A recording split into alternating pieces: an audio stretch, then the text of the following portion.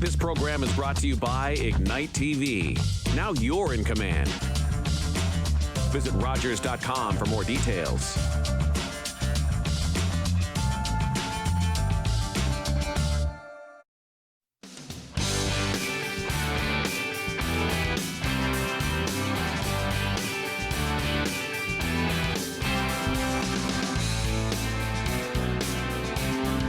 Hi, welcome to the show. I'm Krista McKee, your host.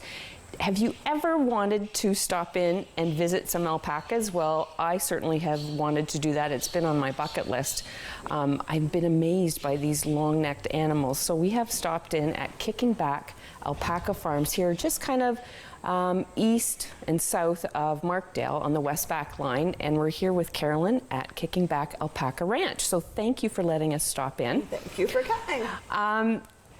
When I walked into the barn here, I was in awe. I'm totally speechless. These are such amazing little animals, and it's all very peaceful here. It's so different than walking into a sheep barn or a horse barn or a cattle barn.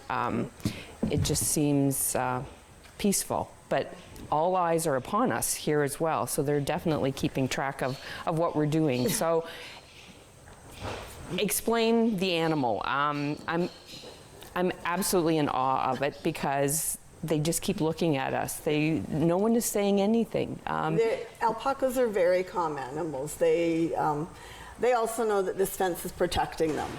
If you were to walk inside their pen, they would all leave the barn. They're very shy and timid. Oh my goodness. Because we do tours all the time, they know this protects them. So they're quite content to stay back there as long as we stay on this side of the fence. On this side, yeah. But they're very curious. That's why these ones are watching the little babies over here, the crias. And this one's still nibbling on my fingers. They're adorable. These little crias is what they're called. Yeah. So the one that was chewing on your finger, how old is that one? He's just 2 weeks old. 2 weeks old? 2 weeks old. Okay, so when they're first born, they're up and at it and about 20 inches tall, thereabouts? Yep, they have to be tall enough to nurse from mom, so they're pretty much all legs at first. Wow. And they're up and walking and nursing often before an hour's up. They're up and walking and found the milk bar and they're ready to go. The milk bar, the buffet, yes, wonderful. So, if someone wanted one of these, like I know there's a lot of farmers out there that have looked at these as you're driving by, where did they come from? Like, how did they end up here in Canada? Originally, they're from South America, and the first alpacas were brought up to Canada in the late 1980s. Okay. Most of them were out west first, and then they came to Ontario. They came here. So all of the ones on our farm, we have one who is first-generation Canadian, and we have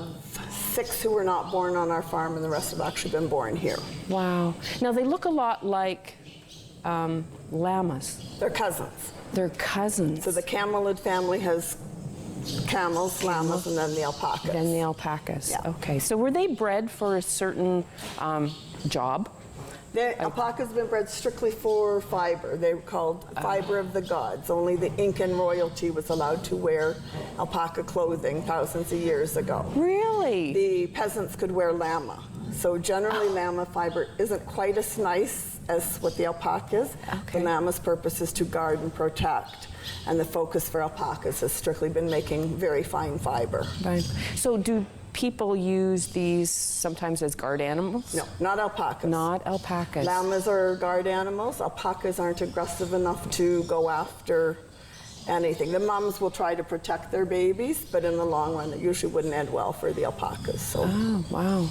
I know that their hairdo that they have looks similar to mine some mornings. Is that because of how you shear them? Yeah, we try to leave the top knot on. We make sure that their bangs are cut, although you can't see hers too well, so that they can see that they have full vision. They're a prey animal by nature, so it's important that they can always see around them and what's happening. Okay. But when we shear them, we try to leave that on just to protect them from bugs when they're out in the field. And some of them look pretty goofy without it.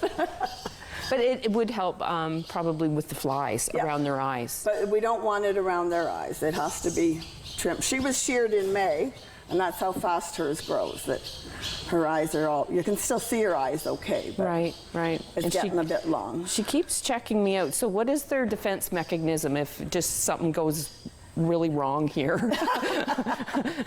So generally, they will run away from you before they do anything. If they're trapped and have to defend, then they're going to spit. They will spit. They will spit, Yeah. but they rarely will spit at people. That's how they're defending themselves. They may spit at each other, and that sometimes comes over the fence, so then you need to, if I hear the girls starting to argue about something, we'll just have to switch over to that side of the barn quickly. We'll switch over to that I'll give you side. notice. Yes. But usually the females just fight over food, like you're standing too close to me, that's my mouthful of. They scream, they spit a bit, and it's over. The females aren't aggressive at all. Right. And so their diet, then they just get straight hay? They're on basic hay, pasture. This is the maternity ward and the nursery. All of the girls on this side are all pregnant or due to have babies, crias. So they get a special diet of mash, which is rehydrated alfalfa and beet pulp. Okay. They get that. So these are two girls who are not happy here. They don't want to, three of them, they don't want to share that corner of the feed box. So they've got their head tilted up. Yeah. And It's sort of like kids with who blinks first. Oh, it's a standoff. So it's a standoff. Oh, okay. So the brown girl, she's just pretending she's invisible, standing with her head up and hoping the other one will ignore her now. Oh my. Wow. The other one's just watching her saying, well, maybe I will, maybe I won't. And the third one's smart, she's continued eating. She hasn't got involved with all the drama that's going on in the corner. Isn't that interesting how they think one is just, if I'm invisible? Yeah. They will stand like that sometimes for 2 minutes just staring at each other with their heads up. With their heads up. There, and that's it. She's put her head down and everybody's fine. And everyone's fine. So yeah, a different noise. Definitely not one that I'm familiar with when they're... Usually they hum. Their communication noise with each other is humming. They hum. So they have different tones meaning different things. The moms have a hum for their baby to let the cria know that she wants it. That screechy noise, that's a mad noise, a fighting noise, and they have another high pitch when they're afraid. It's an alarm call to alert the rest of the herd of danger. Wow. And they're, I can't get over what their feet look like. They look similar to a goat. They have that two kind of hoof. Their foot's soft like a dog's pad. The bottom of it's soft. Yeah. They have the two toenails. Yeah. And they have a quicken it the same as a dog. As a dog. So when we cut their nails, we clean out the toenail first, and then we just trim them. Right. So is it similar then as a horse? You put a halter on them, you go in, you ask them to lift. No? We just go in, and my husband Doug, he's the holder, puts one hand under the chin, one behind the ear. Okay. And they know we want them to stand, and then I run my hand down their neck to their foot, and I pick their foot up and just snip, snip, snip. With the, Yep. Wow. Interesting. Now, the pens here are absolutely, immaculate, and not like your typical horse pen. Like I don't see sawdust, I don't see a straw bed. And what's the reasoning for that? Like Ours don't like it. First of all, you would never use sawdust, or I would never use sawdust with the alpacas because our harvest is their fiber. So if they get loaded in sawdust, their fiber's basically garbage. Like it's impossible to get all that sawdust. Right, okay, that makes sense, yes. We've tried using straw, we've tried using old hay, we've put in thick foam mats for them, and we'll come in and they'll have pushed all of that to the side. Our girls just prefer to lay on the floor. Wow. Which actually for us makes it easier because our concern, or our business is their fiber. Right. So for us, we can just sweep the floors twice a day, and we stop all of the little bits of hay and junk from getting in their fiber. Other farms use hay and straw, and that works for their animals. Ours don't seem to care about it. Wow. So. Interesting. I would have never thought, because of the fiber. That's and that's the bottom line. That's what your business is. So, so the barn has to be kept clean to keep their fiber clean, and the fields need to be kept clean too from weeds and stuff. Oh, that would be a full-time job. So then, do you have to mow their pasture field? Like so Not that usually. They can pretty much eat it down. If we have a lot of weeds coming in, then we'll mow down and try to get ahead of them. Okay. Wow. So this, Oh, I don't know if you can see this girl, she'll come over. Yep. She was one that was just arguing over there, and she's got what we call spit face. When well, they get mad and they spit at each other, Yes. when the fight's over, the jaw locks open a bit until the saliva can wash the gross taste out of their mouth. So now she can't eat. So if they're fighting over food, the other person will be able, or the other alpaca will be able to eat the food while she's standing there looking spit face. well, see, and I thought she was smiling. No. It's like, Her oh, mouth's look at stuck this like one. that. So it's stuck like that. Yeah, she can't really eat now until this clears up. It only take a couple minutes usually, and it's okay. The other girl over there, the gray one, she was one who was arguing with her because her mouth's the same. But they're making a grunting, kind of I guess a hum noise, Yeah. right? Look at this little guy. Oh my goodness. This little one doesn't have a name yet. They all came pretty quick this year, and I haven't come up with names for all of them. So we're still working on that. And they have teeth, so they're born with Yeah. teeth. Definitely the two front bottom teeth should be in. And then the other ones you can just feel under the gum about Under to the come in. gum. Alpacas don't have top teeth. They at the don't? front. No, it's just a gum. So they have 6 flat teeth on the bottom. Right. And then their gum on top. So when they eat, they just break the grass pasture that way. At the back, they have molars, top and bottom, for chewing their For cud. chewing. So do they have the same type of stomach as like a horse or a... They have a 3-compartment stomach. Oh. So they eat as much as they can quickly while the food is there and available. Right. And then they lay down, they rest a bit, and then they regurgitate, chew their cud, rest a bit, and then start eating all over. They're eating all over. Wow. So some of the girls are still eating, and some are already chewing their cud now. Yeah, and I guess once they're chewing their cud, they're They just relaxed, Yep. right? There's Yep. nothing to be worried about. You've got quite a few. Oh my goodness, quite a few cute little babies here. I want to take one home. So when you start breeding these, how old do they have to be when we you don't breed until they're 2 years old. Till they're 2. They're considered mature at about 2. Okay, so then the gestation period for 11 and a half, 12 and a half months. wow, And it's generally just one cria. Twins are still pretty uncommon with alpacas. really, wow. So we've had 13 crias this summer so far, and we've got 4 or 5 more to go. Oh my gosh. So then you breed for them to, do they call it out? What do they call the labor? Oops. Creation. Creation, of The course. babies are crias, so when they're giving birth, they're creating. Okay, it's creation. So easy labor for this type of animal, and then the baby's up and... Pretty much. We've had about 120 births here, and we've only had to have the vet out about 3 times, and none of them were major, like no C-sections or anything, Wow. just a foot twisted, whatever, that he had to go in. And a few we've helped, and it's, again, been minor, where we've just sort of held the legs Right. so the baby didn't go back in when mom relaxed a bit. Right. But basically, they give birth on their own. We often will just come out in the morning, and there'll be a newborn ready to go and trying to get its feet working. And Right. Wow. They're gorgeous. They're absolutely gorgeous. So you're breeding then, you're breeding for certain colors, because wool is your main... we breed for gray and black alpacas, but it's strictly personal preference.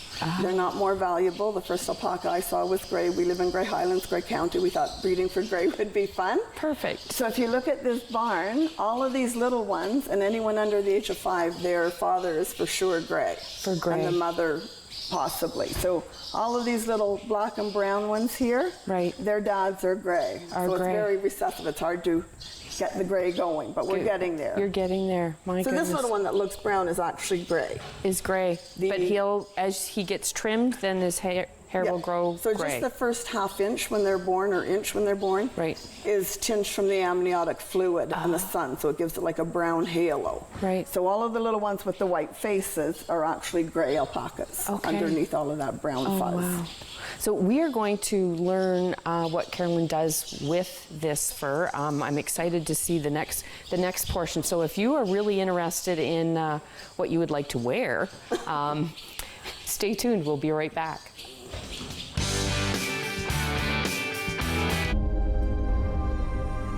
Welcome to the traditional, ancestral, unceded territory of the Stalo people. The Stalo are people of the river. I'm so thankful for the courage and resiliency of our ancestors who lived on this land since time immemorial. Each of us have gifts from the Creator, and our Creator has a plan and purpose to be fulfilled in our territory. As we embrace our traditional teachings, we can lead the next generation into the fullness of what our Creator designed. Our shared history reveals a broken relationship, but as all Canadians commit to hear truth, acknowledge injustice, we can learn to walk in our traditional way, Letsamot, with a good heart and a good mind. Then all of our lives will be enriched. Kwasai.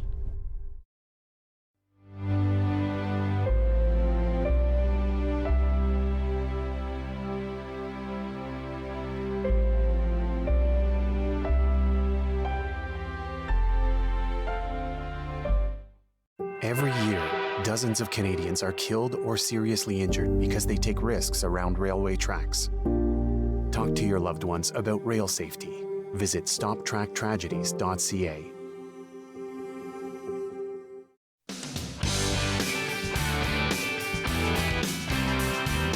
So we are now inside the store of Kicking Back Alpacas, and there is so much here to choose from and see. I had no idea, I had no vision from what we just seen to how it becomes to a beautiful piece of clothing or a shawl. Explain the process. You get them sheared, and then what's the next step? You've got a bag of stuff. We shear them, and all the fiber's different, so you don't mix coarse with fine. Every fiber has a purpose, so the coarse fiber would go into dryer balls or insoles. Okay. Duvets. The nice fiber goes into things that are going to be on your skin, shawls and that. So we would divide it all up, right, and we send it off and have it washed and turned into bats. Okay. Some of it we send to other farms to do things that we don't have machinery for, dryer balls, insoles, duvets. They make those for us. Okay. And then this is what we're making ourselves. We have a felt loom. So what's a felt loom? A felt loom. It's a machine made in Kentucky. Okay. The craft needle felting, where people take rovings of yarn or stuffing and they poke with needles, and they make creatures or brooches or felted creations. Okay. Our felt loom has 892 of these needles. Wow. It's 72 inches wide. So we layer the fiber comes in bats. So you've sheared your... We shear them and we send it to be washed. Right, and then it comes back like in this. bats. So this bat's been pulled apart a bit, but it comes like that, and then we separate the layers and crisscross them so that when it goes through the felt loom, the barbed needles felt it together. It makes it stick. It compresses it. I totally understand now. So it would go in about so thick, right, and come out like that. Like that. Wow, amazing. So then, you'll? I didn't see a pink llama out there or a pink alpaca. So you do some dyeing. I don't. One of my alpaca friends likes to do the dyeing, so I just buy bags of dyed fiber from her. Oh, okay. And I don't do a lot. I prefer the natural colors myself, so I tend to make most of the stuff completely natural colors. But every once in a while, I'll go on a color binge and I know, it's gorgeous. Absolutely gorgeous. So you've brought all that back from the mill, and then you put this through the loom. So you're a designer and a farmer. Yeah. Wow, that's amazing. And this is all. There's not a whole lot of backup on this. It's we've only made about 220 machines.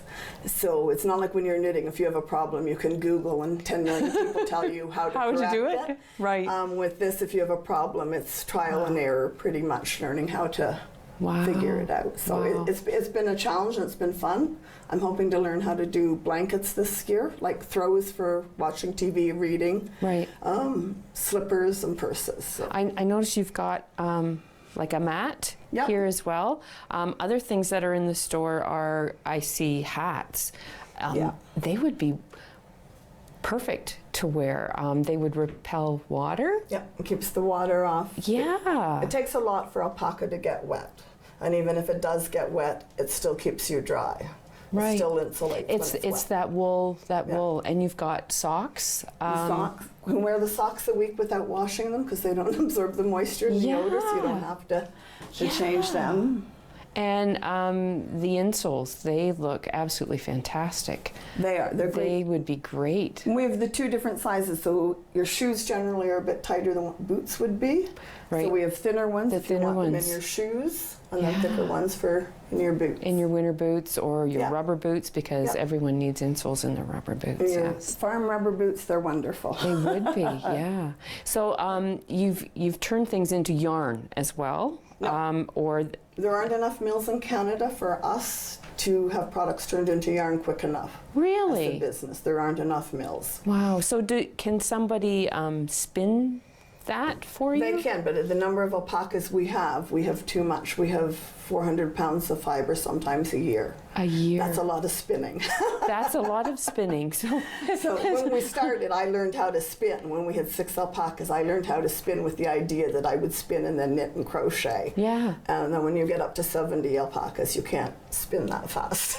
I can't spin that fast. No, you wouldn't be able to. So the fiber end of it is, Yeah, so the dyed items here, these are from a fair trade farm in Peru. The hats that are knit here, we get them from a fair trade farm. but it's still all the.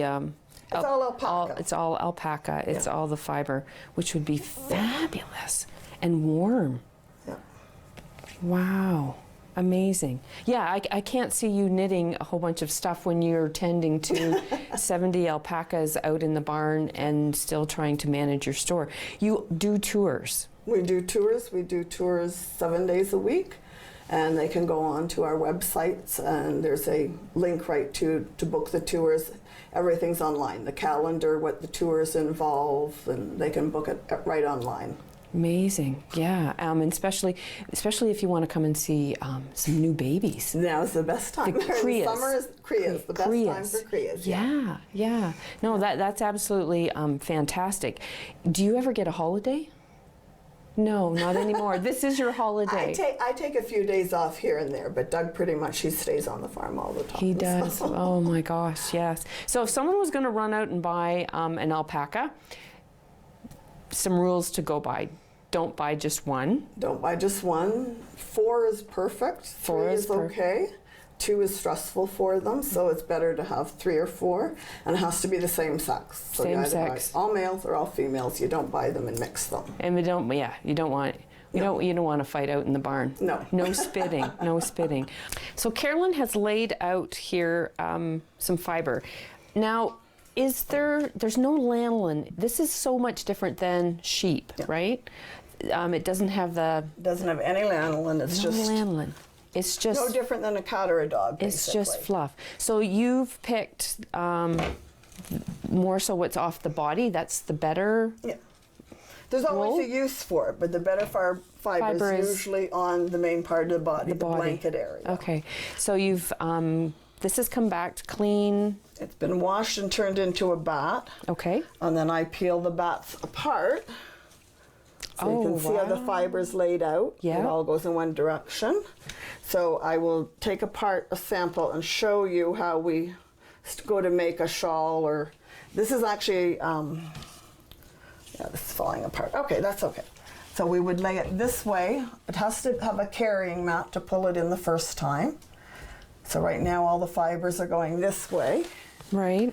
The next piece I put, I'm going to lay it the opposite way, so that when the needles come down in the felt loom, it interlocks. Right. The fibers are crisscrossed, the needles are barbed, they go into it, and it will interlock the fiber together. So does it actually sew when you have your needles go through it? Is it sewing it, or is it puncturing it? These are the needles.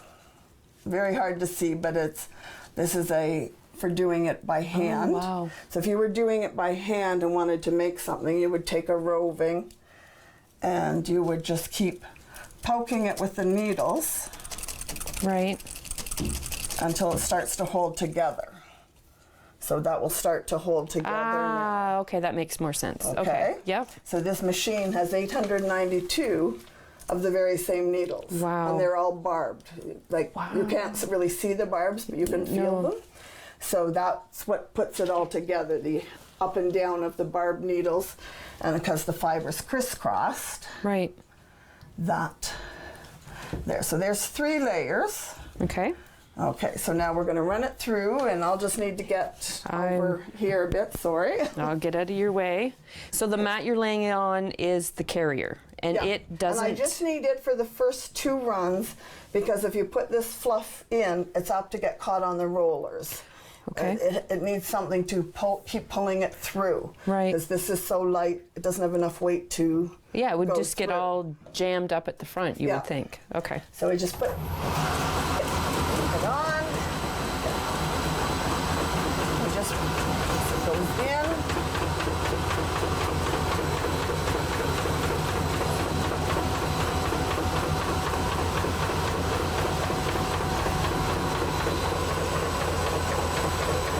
Oh, wow. That is so cool. So you just want to hold it Yeah. a bit so when it comes out it doesn't hit the floor.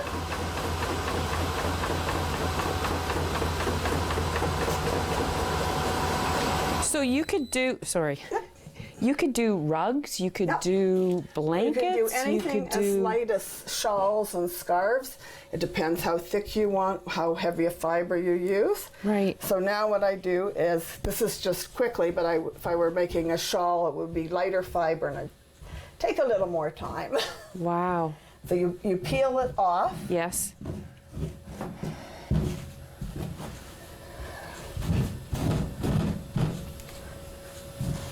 Now, can you wash this? Yes, if you have a front load washing machine with hand wash cycle, it Right. can be washed in that. Okay, but you don't put it in the dryer. Don't put it in the dryer. Just yes. air dry. Air dry. So that's gone through once. Wow. And you can see how it's holding together. So how many times then would you have to put this through to make a shawl that was upstairs? So a shawl would go through about 6 to 8 times. Wow. If I'm adding flowers or embellishments, it takes more. So I would run this through twice so that all of this was tacked down. Wonderful. Yeah. And then once I've run it through twice, I get rid of the carrying cloth, and then I can add my bits of whatever, if I want to add flowers or Right. sometimes I do silhouettes of alpacas on the things. Right, right. So I would have that pre-cut and made, and then I could put it on. And then it would go through about 6 more runs. Wow. Amazing. Rugs, because they're coarser and heavier, they take about 12 runs, 12 to 14 runs to go through. Wow. Yeah. This has been an absolute fabulous education for me, and I hope it has been for our viewers. How then can people get in touch with you? Your webpage, your phone number, what's the best way that they can get in touch? Email is the best way Okay. to get in touch with us, because we're often making stuff, or we're out in the field or out in the barn. So if they email us, we're on check emails 4 or 5 times a day, and we'll get back to them right away. Wonderful. Yeah. Definitely a must to do with your family. I'm still in awe of your barn and the amount of animals you have in it. So thank you very much for letting us stop in. Thank you for coming. Yeah, and Everyone enjoyed it. well, yeah, it's been fabulous. And thanks for watching the show. We'll see you again next time on Wandering Grey Bruce.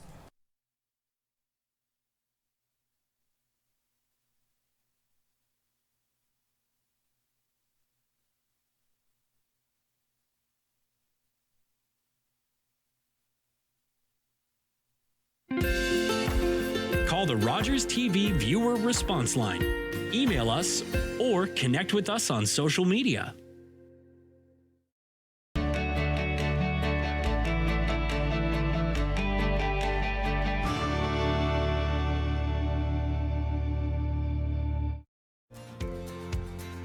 Don't forget to tune in to Grey County Life at Home next week.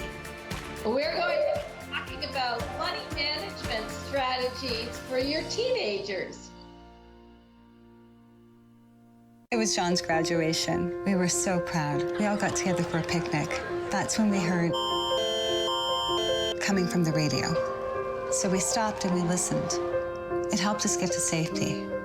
That's why when I think of John, because now he has a real future to look forward to.